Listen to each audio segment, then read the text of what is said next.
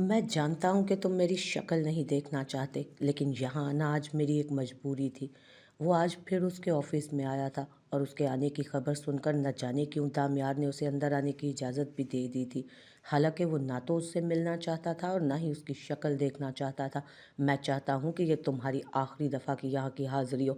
बताओ क्यों आए हो यहाँ पर? हालांकि कल तक तुम दुआ करके गए थे कि आइंदा तुम्हें कभी मेरी शक्ल ही ना देखनी पड़े, तो फिर यहाँ तक आने की तुम्हारी क्या वजह निकालूं मैं? वो पुरसकून अंदाज में कुर्सी लहराते हुए उससे पूछ रहा था, जबकि उसने एक फाइल उसके सामने रख दी। दामयार, मैं तुम्हें कुछ नहीं समझा सकता, क्योंकि तुम्हें समझाना मेरे बस से बाहर है। तुम मेरी एक गलती माफ़ नहीं कर सकते। मेरी बात पर यकीन क्या करोगे, लेकिन फिर भी मैं तुमसे कुछ छुपाना नहीं चाहता। वक्त मिले तो इस फाइल को चेक कर लेना। इस फाइल में रिश्तों की तल्ख हकीकत छुपी है। उसने एक फ़ाइल उसके सामने रखी थी। चंद दिन पहले उसने ये फ़ाइल अपने सेक्रेटरी से उसकी इन्फॉर्मेशन लेते हुए बनाई थी। इसमें उसकी फैमिली के बारे में बहुत कुछ लिखा था, बल्कि सब कुछ ही लिखा था। वो कौन था, उसका बाप दादा कौन था, उसकी दादी कौन थी, उसकी माँ क्या थी, सब कुछ उसमें। और उसमें ये भी लिखा था कि दामियार की दादी ज़ुबैदा उसकी भी दादी है। मेरी दादी को हार्ट अटैक हुआ है। उनकी हालत बहुत ज़्यादा ख़राब है। डॉक्टर ने किसी भी तरह की टेंशन देने से मना किया है। वो फाइल रखने के बाद बोला था, जबकि दामियार को उसकी बात समझ में नहीं आ रही थी कि वो क्यों उसे अपनी दादी के बारे में बता रहा था। उसकी दादी से भला उसका क्या ताल्लुक़? उस इस फाइल को यक इस फाइल को प्लीज़ लाजमी चेक कर लेना। वो कहकर बाहर निकल गया, जबकि दामियार ने सामने पड़ी फाइल को उठाया और साइड पर रखे कबाड़ के डब्बे में डाल दिया। ना तो उसे बारिक शाह से कोई मतलब था और ना ही उसकी दादी के बारे में वो कुछ जानना चाहता था। ये फाइल उसके किसी काम की ना थी। वो दादी को डिस्चार्ज करवा के घर ले आए थे। उनकी हालत पहले से बहुत बेहतर थी, लेकिन इस अटैक ने सबको हिला कर रख दिया था। वो सब लोग पुरसकून सी ज़िंदगी गुजार रहे थे। ऐसे में अचानक दादी की तबीयत ख़राब होना और फिर दिल की बीमारी का इंकशाफ होना उन सब की ज़िंदगी को डिस्टर्ब कर गया था। अब यकीनन ज़िंदगी को मामूल पर आने के लिए बहुत सारा वक्त दरकार था। दादी ने बहुत कहा था ज़ारन को कि घर आ जाओ, अपने बाप से बात करो। उसे अपनी गलती का एहसास हो चुका है, लेकिन उसने फिर भी साफ इनकार कर दिया। उसके बाप ने उसकी मंजिल के रास्ते में बहुत पत्थर फेंके थे, बहुत कांटे उगाए थे, लेकिन वो पीछे नहीं हटा था। वो अपने ख्वाब को पूरा करना चाहता था, मुश्किल से ही सही, लेकिन उसने जैसे तैसे करके अपने इस ख्वाब को पूरा भी किया था। उसके बाप ने उसकी किसी तरह की फाइनेंशियल हेल्प भी नहीं की थी। वो इस मकाम पर अपने बलबूते पर पहुंचा था और इस मकाम तक पहुंचने के लिए उसने बहुत मेहनत भी की थी। उसका दुश्मन उसका अपना ही बाप था और वो अपने बाप से शदीद किस्म का नाराज़ था। इसलिए अभी वो घर आने को तैयार नहीं था, हरगिज़ नहीं। इसलिए वो अभी घर आने को हरगिज़ तैयार ना था, तो दादी भी उसे कितना ही मजबूर कर लेती। घर आने के बाद आहिस्ता आहिस्ता सब कुछ नॉर्मल हो रहा था। वक्त लगना था, लेकिन सबकी ज़िंदगी रूटीन पर आ ही जानी थी। इबादत को शादी के बारे में कुछ नहीं बताया गया कि ज़ारन शादी के लिए तैयार हो चुका है, क्योंकि बारिक के हिसाब से फ़िलहाल वो अपनी इंटर्नशिप को मुकम्मल करेगा। क्योंकि बारिक के हिसाब से वो अपनी इंटर्नशिप के लिए बहुत ज़्यादा मेहनत कर रही थी और वो नहीं चाहता था कि उसका ध्यान आगे पीछे लगाकर उसे डिस्टर्ब किया जाए। शादी तो कल भी होनी थी और आज भी, लेकिन इंटर्नशिप का टेस्ट उसके लिए बहुत ज़्यादा अहम था। आखिर उसके एलएलबी की पूरी डिग्री इस टेस्ट पर डिपेंड कर रही थी। वो नहीं चाहता था कि वो अपना कोई भी ख्वाब अधूरा छोड़े, और वैसे भी सारन के साथ तो उसकी टक्कर वाली ही जचती थी ना। उसके लिए सबसे परफेक्ट उसी के प्रोफेशन से ताल्लुक़ रखने वाली लड़की हो सकती थी। और फिर सारन ने एक वक्त में उससे शादी ना करने की वजह भी तो यही बताई थी ना, कि वो उसके साथ मूव नहीं कर सकती। उसका और उसका लाइफस्टाइल अलग है, और अगर वो उसी के लाइफस्टाइल को अपना चुकी थी तो इससे बेहतर उनके ख़ानदान में कोई और जोड़ी हो ही नहीं सकती थी।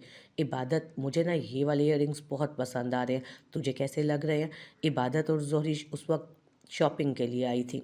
इबादत नहीं चाहती थी, क्योंकि आजकल वो अपने टेस्ट की तैयारियों में मसरूफ़ थी, लेकिन फिर भी उसे आना पड़ा था उसके मजबूर करने पर। जबकि जोरिश को बारिक के लिए कुछ शर्ट्स लेनी थी, वो ख़ुद तो अपनी शॉपिंग करता नहीं था। जब से उसकी शादी हुई थी उसकी सारी जिम्मेदारी उसी पर आ गई थी। तुम इयररिंग्स को छोड़ो, चलो वहाँ देखो कितने प्यारे कुर्ते लगे हुए हैं। जोरिश उसका हाथ थाम कर उसे सामने वाली दुकान की तरफ ले जा रही थी, जबकि इबादत भी उनके पीछे ही आ रही थी और सामने ही लगे जीन्स कुर्ते को थाम कर उसने फ़ौरन इज़ा के हवाले किया। वो इस तरह के कुर्ते पहनना पसंद करती थी। सामने बड़ा सा शीशा लगा था जिसकी तरफ वो उसे जाने का इशारा कर रही थी। इज़ू जाओ अपने साथ रख कर चेक कर लो कैसा लगता है, तब तक मैं और भाभी मामू के लिए शर्ट्स ले लेते हैं। वो उसे जाने के लिए कहती खुद दूसरी तरफ आ गई थी। वो सामने लगे शीशे के सामने रुकी थी। ये कुर्ता उस पर सूट कर रहा था, बल्कि वो प्रिंसेस लग रही थी उसके अपने मुताबिक। वो उसे फाइनल करते हुए जैसे ही मुड़ी, सामने खड़े दीवार नुमा शख्स से टकराई और इससे पहले कि वो नीचे गिरती, किसी ने उसकी कमर को जकड़ कर अपनी तरफ खींच लिया था। किसी का लम्स अपनी कमर पर इस तरह बेबाकी से जकड़ते महसूस करती, वो उसके सीने पर हाथ रखे बिना उसका चेहरा देखे उसे पीछे की तरफ धकेल चुकी थी। लेकिन वो आदमी था या क्या था जो उसे छोड़ने का नाम ही नहीं ले रहा था। उसने अपनी कमर पर उसकी उंगलियों को रेंगते महसूस किया। उस शख्स का अंदाज उसे गिरने से बचाने वाला तो हरगिज ना था। इज़ा को अपने जिस्म पर चूंटियां रेंगती महसूस हुई। उसने एक नज़र उठाकर उस शख्स को देखा और फिर पूरी कुव्वत से उसे जानदार थप्पड़ दे मारा था। दामियार शाह के सामने जैसे ज़मीन आसमान घूम कर रह गया। उस लड़की की इतनी औकात कि वो उस शख्स पर हाथ उठाए। उसने अगले ही लम्हे उसके दुपट्टे में कैद बालों को सख्ती से अपनी मुट्ठी में जकड़ते उसे खुद से बेहद करीब किया। अल्लाह अल्लाह, क्या ज़माना है!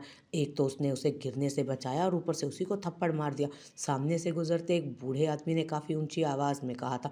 आगे पीछे काफ़ी लोग मौजूद थे जो उनकी तरफ मुतवज्जो हो चुके थे अब, जबकि इबादत और जोरिश भी उसकी तरफ भागती हुई आई थी। क्या हुआ इज़ा, तुम ठीक तो हो ना? जोरिश ने अपने साथ लगाते हुए उसे कहा, जबकि इतने सारे लोगों को इकट्ठे होने की वजह से दामियार ने भी संभल कर पीछे कदम हटाए। बिल्कुल ठीक है, ये गिरने वाली थी, सहारा देकर बचाया इन्हें और इन्होंने तोहफे में मुझे थप्पड़ दे मारा। वो गुस्से से उसे घूरते हुए बोला, जबकि सामने ज़मीन पर पड़े कांच को देख वो खुद भी हैरान रह गए। अगर वो यहाँ पर गिरती तो यकीनन उसे काफ़ी ज़्यादा चोट लगने वाली थी। वो न जाने उस शख्स की इस हरकत को क्या नाम दे चुकी थी, हालांकि वो बस उसे गिरने से बचा रहा था। रियली सॉरी भाई, इसकी तरफ से मैं माजरत करती हूँ। आपका बहुत शुक्रिया, आपने इसे गिरने से बचा लिया, वरना इसे बहुत ज़्यादा चोट लग सकती थी। इबादत बोल ही रही थी जब वो उन्हें इग्नोर करते हुए आगे बढ़ गया, जबकि जोरिश ने इबादत को चलने के लिए कहा, क्योंकि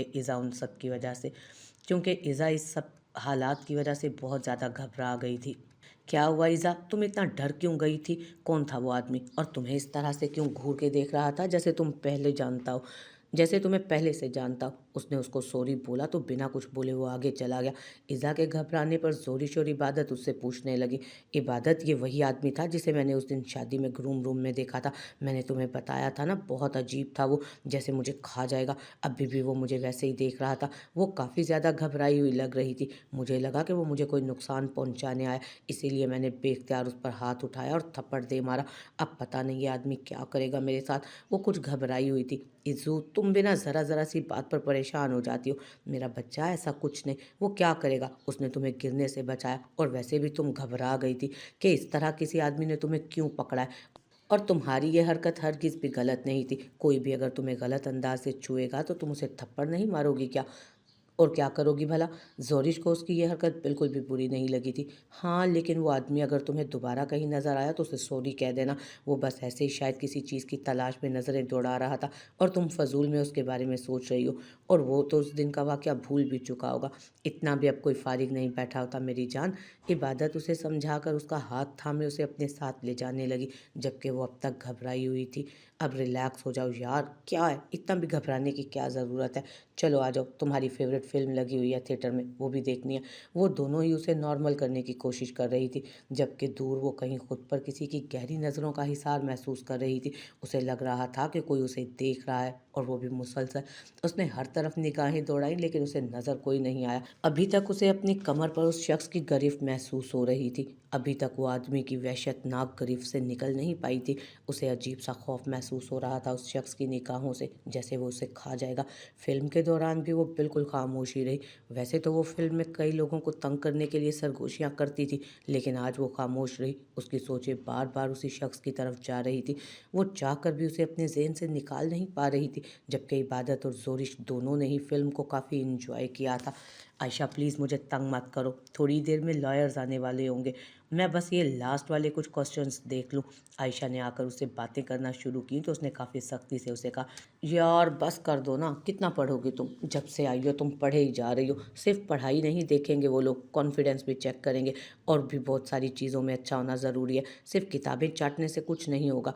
आयशा को उसकी बात बुरी लगी थी, इसीलिए वो उससे तंज करने लगी। तुम अपना काम करो और मुझे मेरा काम करने दो, मैं बेहतर जानती हूँ कि मुझे क्या करना है और क्या नहीं। उसके अंदाज पर वो उसके करीब से उठकर बाहर चली गई थी। इबादत बहुत लाइक थी, इसलिए क्लास की सारी लड़कियाँ उसके आगे पीछे होती थी। आयशा भी उन्हीं में से एक थी। पेपर्स में भी वो काफ़ी ज़्यादा मदद मिल जाती थी उसको उससे, उसकी वजह से, लेकिन बाकी मामलात में वो उनसे दूर रहती थी। आयशा बार बार उसके पास इसलिए आ रही थी ताकि लॉयर्स उससे जो भी सवाल पूछें या जो भी कुछ कहें, या अगर किसी भी चीज़ के बारे में सवाल करें तो वो बाहर आकर उन्हें बता दे। क्योंकि उसका रोल नंबर 7 था तो उसने 7वें नंबर पर अंदर जाना था, जबकि आयशा 11वें नंबर पर जाने वाली थी।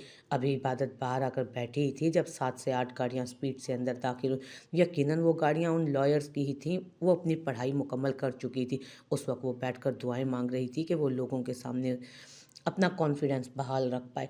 जब वो बाहर बैठने की बजाय अंदर अपनी क्लास की तरफ चली गई ताकि अपने नंबर पर वो अपनी सीट के लिए अंदर जा सके, उसका दिल तेज़ी से कांप रहा था, लेकिन फिर भी उसे यकीन था कि वो अपना इंटर्नशिप हासिल करने में कामयाब रहेगी।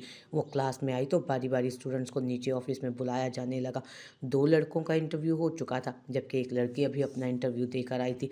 एक के बाद एक स्टूडेंट जा रहा था और वापस आते खामोशी से आकर बैठ रहा था। शायद उन्हें कुछ भी नहीं आ रहा था। वो लोग बुक में से मौजूद सवालात कम पूछ रहे थे और उनके ज़्यादातर सवालात मुख्तलिफ केसेस के बारे में थे।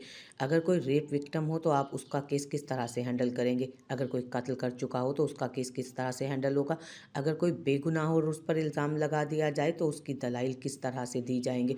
इस तरह के सवालात पर कुछ लोग कॉन्फिडेंस से जवाब दे पा रहे थे तो कुछ समझ ही नहीं पा रहे थे कि उन्हें क्या करना है। वो लोग उन्हें बहुत बुरे तरीके से उलझा रहे थे। जब उसकी बारी आई तो वो खुद भी बहुत ज़्यादा घबराई हुई थी, लेकिन इंटर्नशिप टेस्ट तो क्लियर करना ही था। वो खुद में बहुत हिम्मत जमा करती उठी और नीचे ऑफिस में आ गई, लेकिन दरवाजे पर रुककर बहुत सारी दुआएं करना वो भूली नहीं थी। आखिर अल्लाह ही तो उसे यहाँ से पास करवा के निकलवा सकता था। उस वक्त कश्मीर के सबसे बड़े साइंस कॉलेज के बाहर मौजूद था वो, क्योंकि उसे इन्फॉर्मेशन मिली थी कि सहरिश यहीं पर शादी से पहले पढ़ती थी और यहीं पर सेकेंड लास्ट ईयर की स्टूडेंट भी थी। वो पुरसकून सा बाहर खड़ा उसके आने का इंतज़ार कर रहा था। कल जो गलती ईज़ा ने की थी उसके गुस्से की कोई इंतहा न रही थी। वो उस पर हाथ उठा सकती है, उसे थप्पड़ मार सकती है, वो भी भरे मजमे में। उसे अब तक यकीन नहीं आ रहा था कि किसी लड़की ने उसके साथ ऐसी हरकत की थी और उसने उसे जाने भी दिया और बिना कुछ कहे। दामियार शाह अपनी बेइज्जती भुलाता नहीं था, वो उससे बदला लेने वाला था, और वो उसी अंदाज में बदला लेने वाला था कि वो लड़की सारी ज़िंदगी उस बदले को याद रखती। वो सफ़ेद रंग की यूनिफॉर्म में बैग लिए बाहर निकली। जब वो गाड़ी से बाहर निकलने ही लगा कि ध्यान सामने काली काली गाड़ी की तरफ गया। वो गाड़ी में बैठते बारिक शाह को देख चुका था। वो यहाँ क्या कर रहा था? एक लम्हे के लिए उसने सोचा। जब उसने गेट की तरफ हाथ हिलाया और वो किसे हाथ हिला रहा था वो एक नज़र में ही समझ गया। गाड़ी से निकलने की बजाय वो गाड़ी में बैठा रहा, जबकि इज़ा तेज़ तेज़ चलती सड़क पार करती उसकी गाड़ी के पास आई और फ्रंट डोर खोलकर उसके साथ बैठ गई। उसने राहील को फ़ोन पर मैसेज करके पूछा था कि क्या सहरिश को इज़ा के भाइयों के बारे में कुछ पता है। जिस तरह इज़ा बारिक से बात कर रही थी, मतलब साफ था कि वो उसका बड़ा भाई था। राहील ने सहरिश से कुछ नहीं पूछा था, क्योंकि 2 दिन पहले वो खुद ही उनके घर डिनर पर इन्वाइटेड था और वहाँ उसकी मुलाकात बारिक शाह और ज़बर शाह से हुई, जिसके मुतालिक उसने बता दिया। इतना तो वो समझ गया था कि बारिक शाह के साथ उसका गहरा ताल्लुक़ है, और जिस तरह की वो लड़की थी वो जानता था आसानी से वो उसके हाथ नहीं आने वाली। लेकिन पीछे तो दामियार शाह भी नहीं हट सकता था। आखिर वो उसकी ख्वाहिश थी। उसे देखते ही उसने फैसला कर लिया कि वो एक रात के लिए ही सही, लेकिन उसे अपने बेडरूम की जीनत ज़रूर बनाएगा। और बारिक शाह से तो उसके हिसाब किताब वैसे भी बहुत निकलते थे। बारिक ने उसे जलील किया था, वो भी बहुत सारे लोगों के सामने। अगर वो ये मामला रफा दफा ना करवाता तो यकीनन हर न्यूज़ चैनल पर यह न्यूज़पेपर की जीनत बन चुका होता। बारिक माफ़ी मांगने आया था। वो अपने किए पर शर्मिंदा था, लेकिन वो अपने लफ्ज़ वापस तो नहीं ले सकता था। उसने जो किया था उसकी सज़ा तो उसे देनी ही थी। बेशक वो उसकी सज़ा अपनी बहन की सूरत में ही क्यों ना देता। वो उसकी बहन, और उसकी बहन कौन सी दूध की धुली थी। उसने भी तो थप्पड़ मारा था ना उसे पूरे भरे मजमे में, और अपनी तरफ से और हिसाब भी वो निकाल चुका था, और हिसाब किताब के मामलों में वो बड़ा पक्का था। उसने डरते डरते कदम कमरे में रखा तो सामने ही 7 कुर्सियों पर बैठे लॉयर्स उसे नज़र आ गए, जबकि 5वीं कुर्सी पर वो बेजार सी शक्ल बनाए बैठा शख्स उसके लिए अनजान नहीं था। अस्सलामुअलैकुम। उसने खुद में हिम्मत जमा करते सामने रखी सिंगल कुर्सी के पास आते उन्हें सलाम किया, जबकि वो खुश दिली से उसे जवाब देते बैठने को कह चुके थे।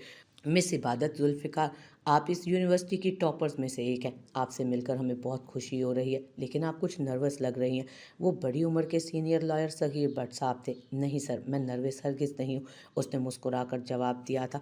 और ज़ारन की तरफ देखने की गलती हरगिज़ नहीं की थी, क्योंकि वही उसे नर्वस करता था या फिर उसकी नज़रें।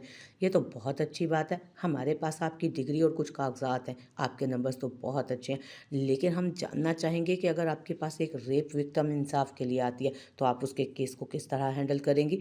आपका तरीक़ाकार क्या होगा? किस तरीके से आप उसमें हिम्मत पैदा करेंगी? किस तरीके से आपको स्टेप टू स्टेप इस चीज़ को हैंडल करना होगा? अपने दिमाग में इस केस को रखते हुए आप हमें तफ़सील बताना पसंद करेंगी? ये सवाल दूसरे नंबर वाले स्टूडेंट का था। क्लास में होने वाली बातों को उसने काफ़ी गौर से सुना। वो उन्हें देखते हुए जवाब देने लगी। उसके दिमाग में जो चीज़ें आ रही थीं वो बयान करने लगी, लेकिन ज़ारन शाह की निगाह मुसलसल उसके चेहरे की तरफ थी, लेकिन वो उसे पूरी तरह इग्नोर कर रही थी, उसकी तरफ देख तक नहीं रही थी। अभी उसने उन्हें जवाब दिया ही था कि ज़ारन के साथ बैठे लॉयर में से एक ने दूसरा सवाल किया। वो उसकी तरफ देखती उसे जवाब देने लगी, और फिर इसी तरह तीसरे और चौथे लॉयर्स ने भी सवाल किया। तो मिस इबादत, आप अपने क्लाइंट को खुद पर यकीन करने के लिए कैसे कहेंगी? क्योंकि आपको देखकर तो लगता नहीं कि आपका कोई क्लाइंट आप पर यकीन करके अपना केस आपके हवाले करेगा, क्योंकि आप तो किसी की आंखों में आंखें डालकर जवाब नहीं दे पाती, तो किसी का केस क्या लड़ेंगी? आपकी यह नज़ाकत देखकर एक वकील बनने की काबिलियत मुझे तो आप में हरगिज़ नज़र नहीं आ रही। वो उसे घूरते हुए काफ़ी सख्ती से बोला, जबकि उसके ज़िल्लत भरे अंदाज पर वो उसे घूर कर रह गई। वो होता कौन था उसके बारे में ऐसा कहने वाला? खुद वकील की चेयर पर बैठा था। उसका ये मतलब नहीं था कि वो दूसरे की ज़ात को इस तरह से उछाल कर रख दे। आपकी बात बिल्कुल गलत है सर। मैं लोगों की आंखों में आंखें डालकर जवाब भी दे सकती हूँ और सवाल भी कर सकती हूँ, यहाँ तक कि मैं लोगों के ज़हन भी पढ़ सकती हूँ। मेरी सिर्फ ज़ाहिरी शख्सियत पर मत जाइए। आप करें मुझ आप करें मुझसे सवाल। अगर मैं जवाब ना दे पाऊँ तो तब आप कहें कि मुझे जवाब देने की काबिलियत नहीं है। बिना मुझे जाने, बिना मेरे बारे में कुछ भी पता किए आप मुझे जज नहीं कर सकते, और ना ही मैं आपको इस तरह अपने आप को जज करने की इजाज़त दूंगी। आप बेशक यहाँ मुझे टेस्ट करने के लिए बैठे हैं, लेकिन अपनी ज़ात पर इस तरह का इल्ज़ाम मैं हरगिज़ बर्दाश्त ना करूँगी। मैंने ये डिग्री दूसरों के हक़ में लड़ने के लिए ली है ज़ारन साहब। अपने हक़ में लड़ना भी मैं बहुत बेहतर तरीके से जानती हूँ। वो बोलने पर आई तो बिना लिहाज किए बोलती चली गई थी, जबकि उसके साथ बैठा लॉयर उठकर खड़ा होते उसके लिए क्लैपिंग करने लगा। वेरी गुड मिस इबादत, आप अंदाज़ा नहीं लगा सकती। आप अब तक की पहली लॉयर हैं जिसने हमारे इस अंदाज़ पर बिल्कुल ठीक जवाब दिया। इससे पहले बहुत सारे स्टूडेंट्स आए, लेकिन किसी में इतना कॉन्फिडेंस नहीं था कि वो अपने लिए लड़कर इस तरह से जवाब दे पाता। हम भी यही चाहते हैं कि जो शख्स दूसरों के लिए लड़ने के लिए डिग्री ले रहा है उसमें अपने आप के लिए लड़ने की भी काबिलियत होनी चाहिए। ग्रेट, यही कॉन्फिडेंस होना चाहिए एक लॉयर में। वो खुश होते हुए उसे बता रहे थे, जबकि वो चोर निगाहों से उन सबको देख रही थी। तो क्या वो सिर्फ उसका टेस्ट लेने के लिए उसे नाकाबिल बोल रहे थे? खैर जो भी था, अब मुंह से निकली बात वापस तो नहीं आ सकती थी। आप जाइए मिस इबादत, हम सबके साथ आपका रिजल्ट अनाउंस कर देंगे और आपको बताएंगे कि हम में से किसकी इंटर्नशिप आपको मिलेगी। वो मुस्कुराते हुए बोला तो इबादत कुछ कंफ्यूज सी बाहर की तरफ जाने लगी। इतनी पढ़ाई करने का कोई फ़ायदा ही नहीं हुआ था। उन लोगों ने किताब में से तो कुछ पूछा ही नहीं। शायद इससे पहले जो स्टूडेंट्स अंदर आए थे वो इन्हीं तरह के अजीब सवालों की बात कर रहे थे।